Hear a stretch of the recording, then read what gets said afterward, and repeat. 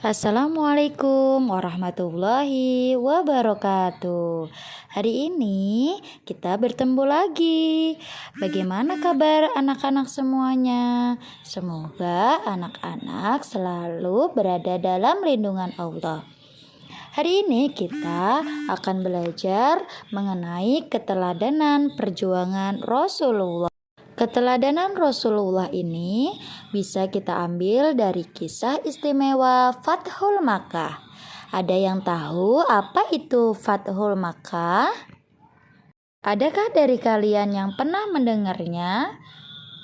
Fathul Makkah adalah pembukaan atau pembebasan kota Makkah.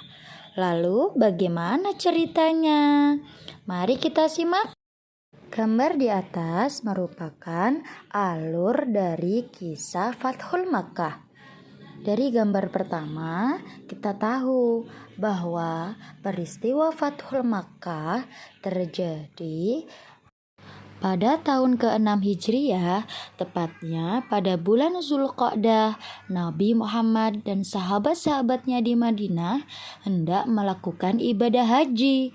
Namun, dalam perjalanan, Nabi Muhammad dan para sahabatnya dihadang oleh kaum Quraisy, tepatnya di sebuah daerah yang bernama Hudaybiyah. Itu dia penjelasan untuk gambar pertama. Pada gambar kedua, Nabi Muhammad serta sahabat-sahabatnya dan juga kaum kafir Quraisy yang menghadang Nabi Muhammad melakukan sebuah musyawarah.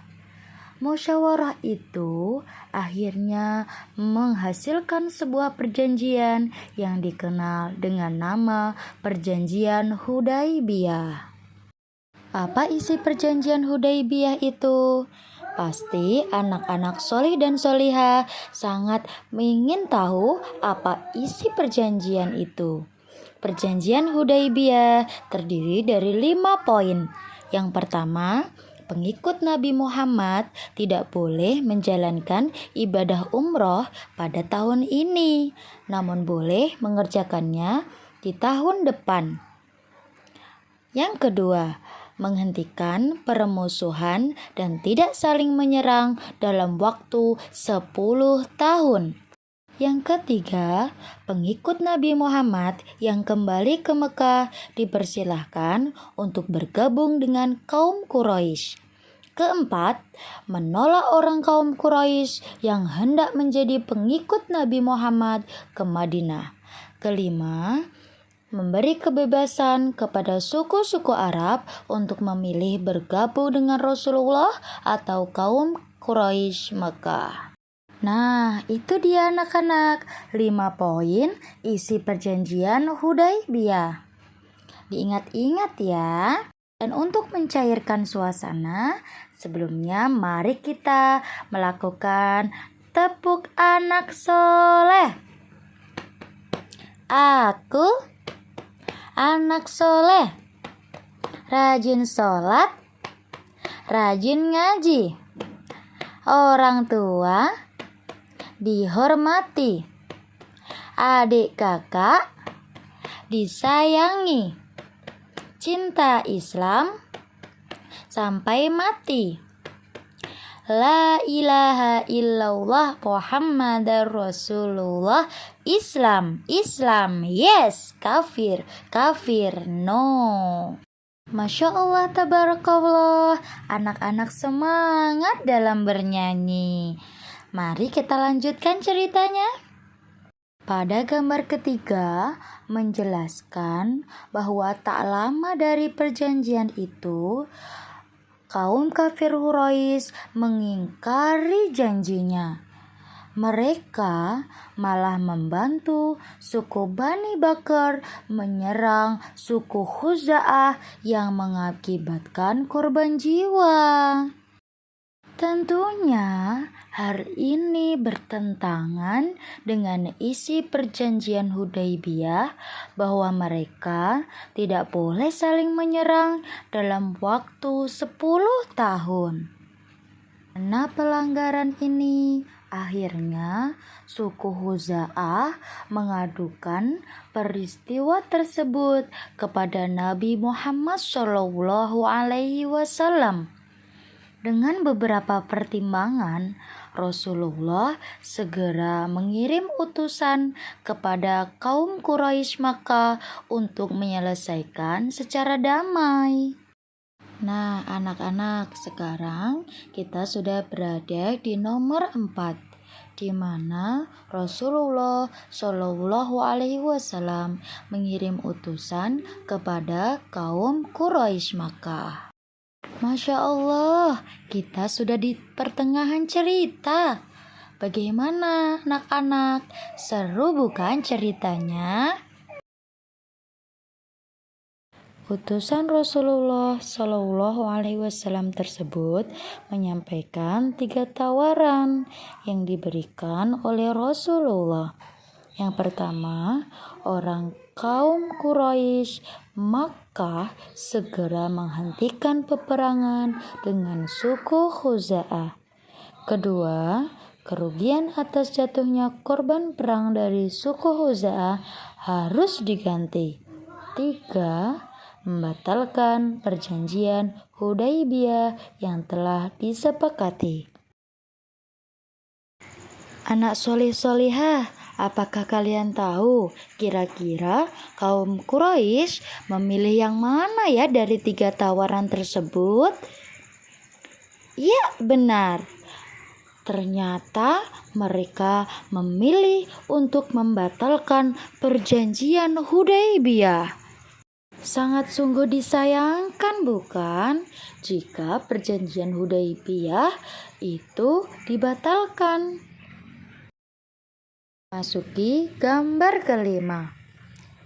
Pilihan ini membuat Rasulullah bersiap untuk menghadapi orang kaum Quraisy.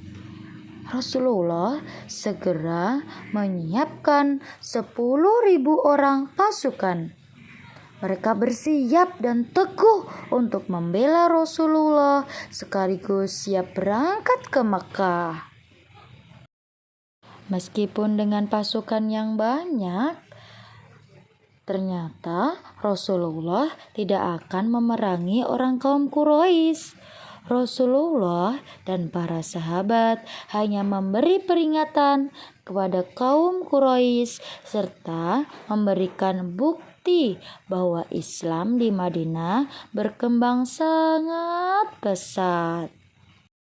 Rasulullah membagi pasukan menjadi 4 bagian, yaitu bagian utara, selatan, barat, dan timur.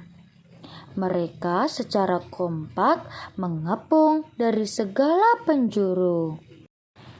Meskipun dengan cara yang damai, hal ini menggetarkan kaum Quraisy. Bahkan, tokoh Quraisy yang dulu memerangi Islam, yaitu Abu Sufyan, akhirnya masuk dalam Islam. Gambar terakhir, gambar ke-6. Di sini Mekah telah ditaklukkan oleh kaum muslimin. Mekah telah dibuka, Mekah telah dibebaskan. Dalam rangka menghormati Ka'bah serta menghilangkan kemusyrikan di sekitarnya, Rasulullah serta para sahabat melakukan tawaf dan menghancurkan berhala di sekitar Ka'bah. Selain itu, Rasulullah SAW juga memerintahkan Bilal bin Rabah untuk mengumandangkan azan. Bilal pun naik ke puncak Ka'bah dan azan pun dikumandangkan. Jadi, begitulah anak-anak peristiwa terbukanya kota Mekah dengan aman dan damai. Hal ini membuat orang-orang berbondong-bondong masuk Islam.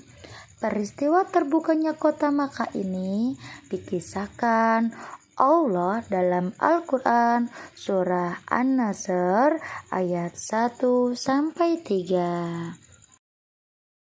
Setelah anak-anak mendengar cerita tentang peristiwa Fathul Makkah, apa yang anak-anak rasakan? Lalu, apa yang bisa kalian ambil? Ya, betul. Sebagai muslim-muslimah sejati, kita harus selalu menepati janji. Selain itu, kita juga harus